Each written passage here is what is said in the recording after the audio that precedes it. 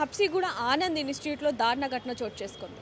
తమ కూతురికి కంట్లో నలుసు పడిందని చెప్పి హాస్పిటల్కి తీసుకొస్తే త్వరలోనే ఆపరేషన్ చేసి ఆ నలుసు తీసేస్తామని చెప్పి డాక్టర్లు కూడా చెప్పడం జరిగింది. వెంటనే నిన్న మధ్యాహ్నం 12 గంటలకి ఆ పాపని హాస్పిటల్లో అడ్మిట్ చేయడం జరిగింది. మరి ఏమైందో తెలియదు కానీ పాప మాత్రం కనిపించని పరిస్థితి. తీరా చూస్తే పాప చనిపోయిందంటూ కూడా డాక్టర్లు చెప్పడం జరిగింది. అసలు పాప మృతదేహం ఎక్కడుంది, అసలు ఎందుకు ఇలా మేనేజ్మెంట్ ఇప్పటి వరకు కూడా ఎందుకంటే తల్లిదండ్రులకి ఆ పాపని అప్పగించలేదు అనే విషయాలు కూడా తెలియాల్సి ఉన్నాయి. ఇప్పుడు చూస్తున్నాం ప్రస్తుతానికైతే తల్లిదండ్రులు ఇక్కడ వాళ్ళ కుటుంబ సభ్యులు అందరూ కూడా ఇక్కడ ధర్నా చేస్తున్న పరిస్థితి ఏర్పడిందని చెప్పొచ్చు. గతంలో కూడా ఈ ఏదైతే ఆనంద్ ఇన్స్టిట్యూట్కి ఇన్స్టిట్యూట్కి సంబంధించి ఇక్కడ గతంలో కూడా ఎన్నో అఘాయిత్యాలు జరిగినప్పటికీ కూడా ఇప్పటి వరకు వెలుగులోకి రాలేదంటూ కూడా కొంతమంది చెప్పడం జరుగుతుంది. ప్రస్తుతానికైతే ఎవరైతే పాప 5 ఏళ్ల పాప చనిపోయిందో వాళ్ళ అమ్మమ్మ నాన్నమ్మ కూడా హాస్పిటల్ ఆపోజిట్ ఎదుటైతే ధర్నా చేస్తున్న విజువల్స్ కూడా చూస్తున్నాం. ఇప్పుడు మనతో పాటు తల్లిదండ్రులు కూడా ఉన్నారు. ఒకసారి వారితో మాట్లాడి అసలు ఏం జరిగింది ఏంటనే విషయాలు కూడా తెలుసుకునే ప్రయత్నం చేద్దాం.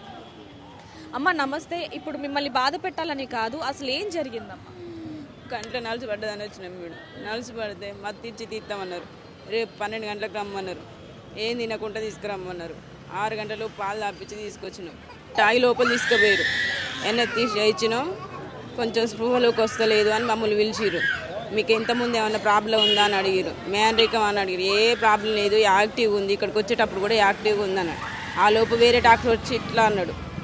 అనగానే వాళ్ళందరూ లోపలికి పోయారు. ఏమన్నారమ్మా? డన్ అని అన్నారా లేకపోతే ఏంటి? ఇట్లా చూపించారు. డన్ అని చెప్పిండు.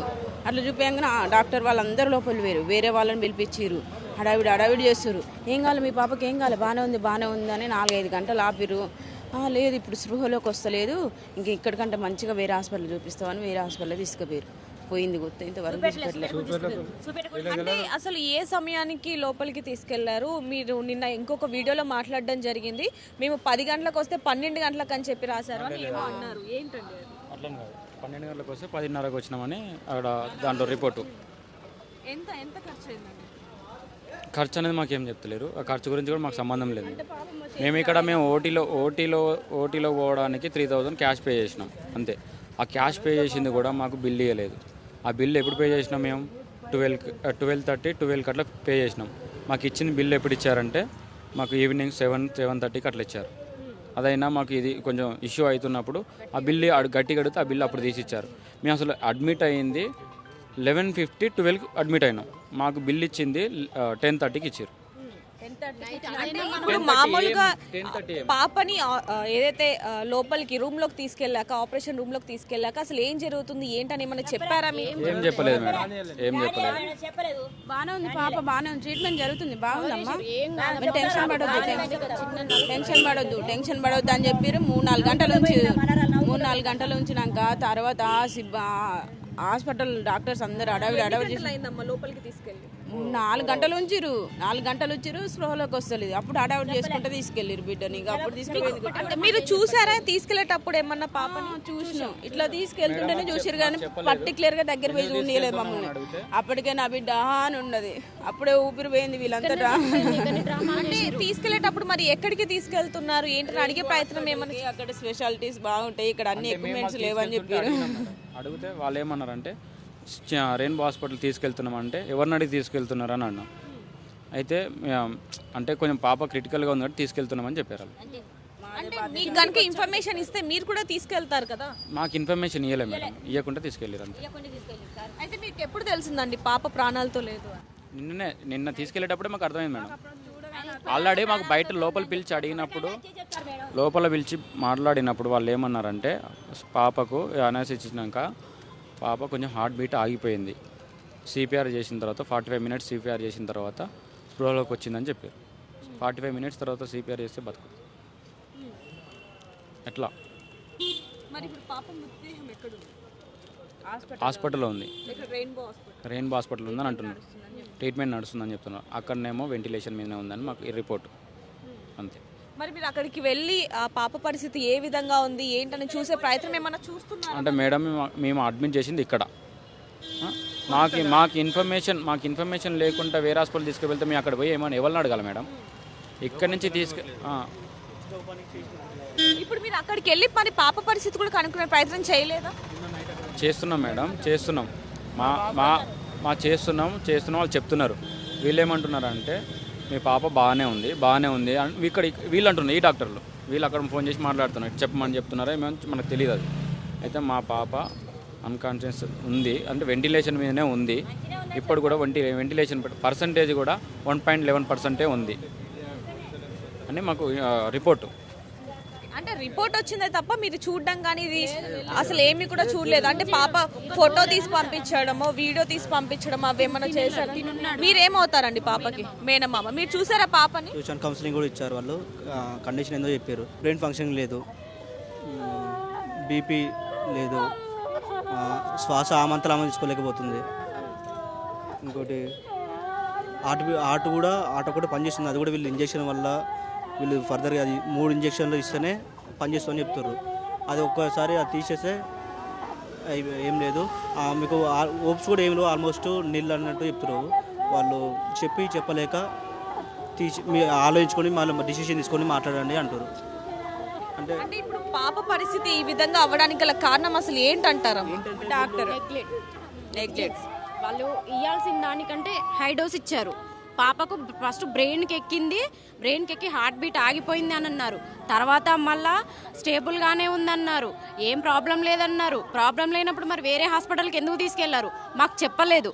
అప్పటికి సీరియస్గా ఉందని కూడా మాకు చెప్పలే. ఇంకా తీరా తీసుకెళ్తున్నప్పుడు ఎక్కడికి తీసుకెళ్తున్నారని మా బావగారు అడిగితే అప్పుడు కొంచెం పాప పరిస్థితి క్రిటికల్గా ఉంది, అందుకోసమే ఇక్కడ సరిపడా ఎక్విప్మెంట్స్ లేవు, అందుకోసమే వేరే హాస్పిటల్కి తీసుకెళ్తున్నాము అని అప్పుడు చెప్పారు. ఎవరిని అడిగి తీసుకెళ్తున్నారంటే పాప కండిషన్ సీరియస్గా ఉంది సార్, అందుకనే తీసుకెళ్తున్నాము అని చెప్పారు. అప్పటికి మేము పోము, మాకు అవసరం లేదు, మేము పాపను జాయిన్ చేసింది ఇక్కడ.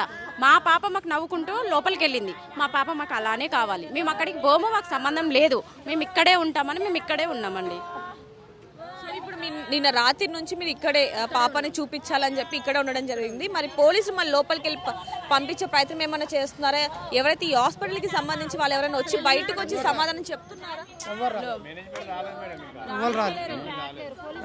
పోలీసు వాళ్ళు ఇక్కడ కాపులు కానీ ఆ మేనేజ్మెంట్ వాళ్ళు ఎవరు రాలేదు. ఎవరు రాలే మేడం. నేను వాళ్ళకే సపోర్ట్ చేస్తారు.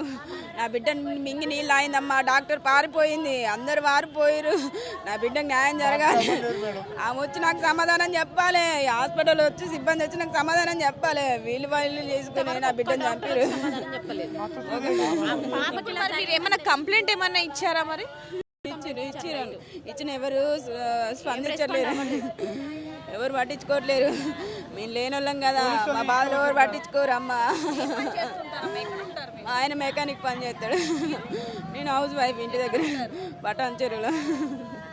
చూడొచ్చు పాప 5 ఏళ్ల పాప అమ్మమ్మ నాన్నమ్మ కూడా ఏ విధంగా రోధిస్తున్నారు అనేది ఒక వైపు నుంచి చూసుకుంటే పోలీస్ కంప్లైంట్ ఇచ్చినప్పటికీ కూడా పోలీసులు అసలు ఏ విధమైన విచారణ కూడా చేయకుండా ఇక్కడ ఆసుపత్రికి భద్రత ఇస్తున్నారంటూ కూడా వీళ్ళు వాపోతున్నారని చెప్పొచ్చు. అసలు లోపలికి వెళ్ళే ప్రయత్నం కూడా చేయనివ్వట్లేదు అంటూ కూడా వీళ్ళు ఇక్కడే హాస్పిటల్ ఎదుటే ధర్నా చేస్తున్న విజువల్స్ కూడా చూస్తూ ఉన్నాం. ఏ విధంగా రోధిస్తున్నప్పటికీ కూడా మరి పోలీసులు ఎందుకని పట్టించుకోవట్లేదు, అదేవిధంగా హాస్పిటల్ ఏదైతే యాజమాన్యం ఉందో వాళ్ళు ఎందుకని పాప బ్రతికే ఉంది బాగానే ఉందంటూ కూడా ఎందుకు వాళ్ళు వచ్చి వీళ్ళకి రెస్పాన్స్ ఇవ్వట్లేదు అనే విషయాలు కూడా తెలియాల్సి ఉన్నాయి. ఇటువైపు చూడొచ్చు వెనకాల ఎంతగా రోధిస్తున్నారు అనేది కూడా మనం చూస్తూ ఉన్నాం. ఈ హాస్పిటల్ మీద ఇదివరకే లోపల ఎవరైతే పేషెంట్స్ ఉన్నారో వాళ్ళు ఎంతగానో ఇబ్బంది పడ్డారో, ఒక పాప కూడా చనిపోయిందని తెలిసినప్పటికీ కూడా మరి పోలీసులు ఎందుకని పట్టించుకోవట్లేదు.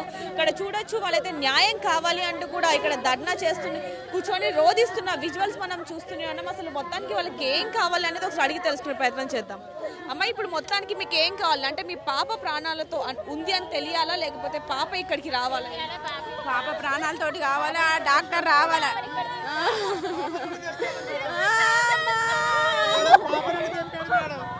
పాపని ఇక్కడ తెప్పాడు మేడం. మాకు పాప కావాలి, పాపతో మేము పోదాం మేడం. మాకు పాప కావాలి ఇక్కడికి. ఒకతే కూతురు ఒక పాప.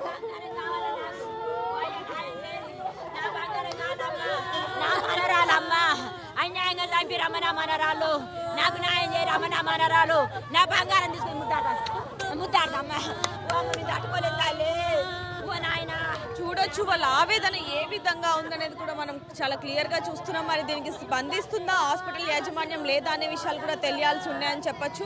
మరోవైపు నుంచి మరి పోలీసులు ఎందుకు వాళ్ళకి భద్రత ఇస్తున్నారు అనే విషయాలు కూడా తెలియాల్సి ఉన్నాయి. వీళ్ళు మాత్రం మేము పేదవాళ్ళం అందుకనే ఈ విధంగా అయినప్పటికీ కూడా ఎవరు స్పందించట్లేదు అంటూ కూడా ఇక్కడే ధర్నా చేస్తున్నారు అని చెప్పాలి. మా కూతురు బ్రతికే ఉంది అంటూ కూడా ఇప్పుడు ఏ విధంగా అయితే మా కూతురు హాస్పిటల్లోకి వెళ్ళిందో అదే విధంగా మా కూతురు రావాలి అంటూ కూడా ఇక్కడ తల్లిదండ్రులు ఎంతగానో ధర్నా చేస్తున్నారని చెప్పాలి. ఏదైనప్పటికీ వీళ్ళకి న్యాయం జరగాలని మనం కూడా కోరుకుందాం. మరిన్ని వివరాల కోసం చూస్తూనే ఉండండి RTV కెమెరామ్యాన్ సూర్యతో రిపోర్టర్ దేవిక, హైదరాబాద్. మరిన్ని వీడియోస్ కోసం ఛానల్ ని సబ్స్క్రైబ్ చేయండి. లేటెస్ట్ అప్డేట్స్ కోసం వాట్సాప్ ఛానల్ ని ఫాలో అవ్వండి. ఆ లింక్ డిస్క్రిప్షన్ లో ఉంది.